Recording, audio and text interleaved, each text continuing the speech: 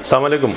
I am doctor امان, orthopaedic and sports surgeon, اور میں نے HMC سے آرتھوپیڈک میں FCPS کیا ہوا ہے, اور اس کے بعد کراچی سے اسپورٹس میڈیسن میں فیلوشپ کیا ہوا ہے. And now I'm working in Muhammad medical centre Peshawar as well as in Islamabad. آج ہم فروزن شولڈر کے حوالے سے بات کرتے ہیں کہ جو کندھا ہے اس میں درد ہوتا ہے, اور خصوصاً ان لوگوں کو جن کو ڈائبٹیز ہوتا ہے یا اولڈ ایج پیشنٹ ہے, ان میں یہ ہوتا ہے کہ مہینوں سے یا سالوں سے ان کے کندھے میں درد رہتا ہے. اس کے 2-3 علامات ساتھ اور ہے. ایک تو یہ ہے کہ وہ رات کو اس سائڈ پہ سو نہیں سکتے, نمبر 1. نمبر 2 یہ ہے کہ ان کے شولڈر کا جو درد ہے وہ نیچے کوہنی تک, ادھر تک, مطلب ایلبو تک آ جاتا ہے, لیٹرلی وہ ریڈیٹ کرتا ہے اور ادھر تک آ جاتا ہے. نمبر 3 یہ ہوتا ہے کہ ان کے موومنٹس ریسٹرکٹڈ ہو جاتے ہیں, یعنی ان کو اگر آپ کہے ہاتھ اوپر اٹھائے تو ادھر سے اوپر وہ نہیں اٹھا سکتے, پھر دوسرے ہاتھ سے اٹھانا پڑتا ہے. اباؤ ہیڈ ایکٹیویٹی, یعنی اپنے سر کو وہ کمب نہیں کر سکتے, کنگھی نہیں کر سکتے, اپنے سر سے اوپر کوئی طاقت سے چیز اٹھانا اس کے لیے مشکل ہو جاتا ہے.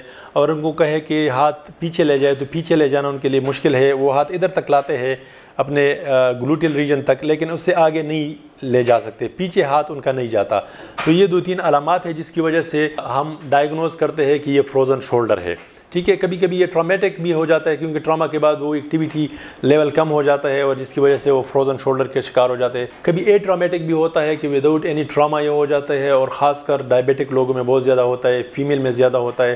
ٹھیک ہے, تو ان کا اس ڈیزیز کو بینائن نیگلیکٹ بھی کہتے ہیں. یعنی معاملہ تو یہ ہوتا ہے کہ ان کا جوڑ جو ہے نا, عام الفاظ میں یہ کہ جیم ہو چکا ہے, بند ہو چکا ہے. ان کی جو جیلی ہے وہ اپنے جوڑ کو پنسا دیتا ہے اور جوڑ حرکت کم کر دیتا ہے, جس کی وجہ سے اس کو پین ہوتا ہے, بہت زیادہ درد ہوتا ہے. بینائن نیگلیکٹ کا مطلب یہ ہے کہ اگر اس کو ہم چھوڑ دیں تو کئی سال بعد یہ خود بخود بھی ٹھیک ہو جاتا ہے, لیکن کئی سال تک پیشنٹ رولتا رہتا ہے, درد ہوتا ہے, ان کو گولیاں کھا رہا ہوتا ہے, اور اپنی ایکٹیویٹیز میں ان کو بہت مشکل ہوتا ہے. اس وجہ سے ہم ان کی ٹریٹمنٹ کی طرف آتے ہیں.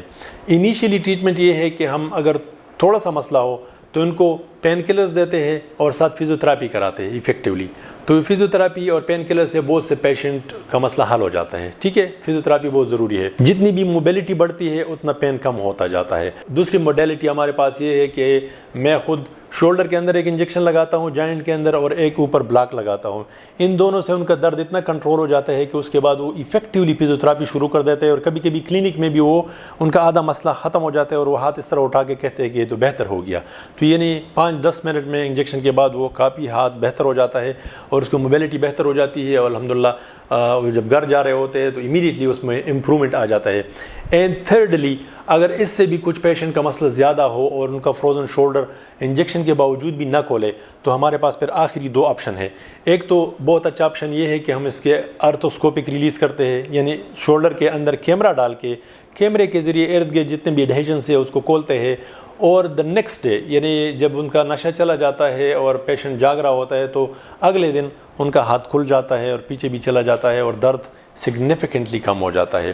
یا جو پرانا طریقہ ہے اس میں یہ ہے کہ پیشنٹ کو انیستھیزیا دے کے اس میں MUA کرتے ہیں, یعنی ہاتھ کو انیستھیزیا کے اندر چلاتے ہیں, اور اس سے بھی بہت سے پیشنٹ بہتر ہو جاتے ہیں.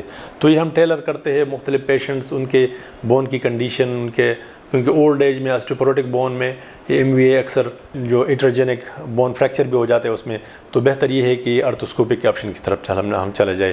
تو یہ ڈفرینٹ آپشن ہے ہمارے پاس فروزن شولڈر کو ٹریٹ کرنے کے لیے.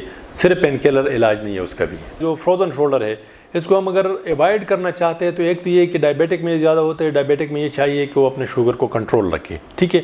دوسرا یہ ہے کہ وہ اپنے ایکٹیویٹی لیول کو برقرار رکھے, یعنی اگر وہ اپنے آرم کو, اپنے ہاتھ کو استعمال کریں گے تو وہ فروزن شولڈر کی طرف نہیں جائیں گے.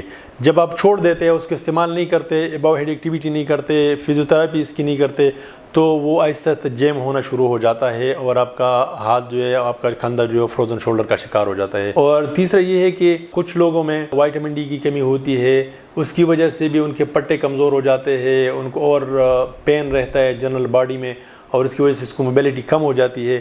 تو اس وجہ سے اپنے وائٹامن ڈی کے لیولز کو برقرار رکھنا چاہیے, اپنے ایکٹیویٹی لیول کو برقرار رکھنا چاہیے, اور تیسرا یہ ہے کہ اپنے شوگر کو مینٹین کرنا چاہیے, ویل گلائسیمک کنٹرول ہونا چاہیے, جس کی وجہ سے ہم فروزن شولڈر کو ایوائڈ کر سکتے ہیں یا اس کو روک سکتے ہیں.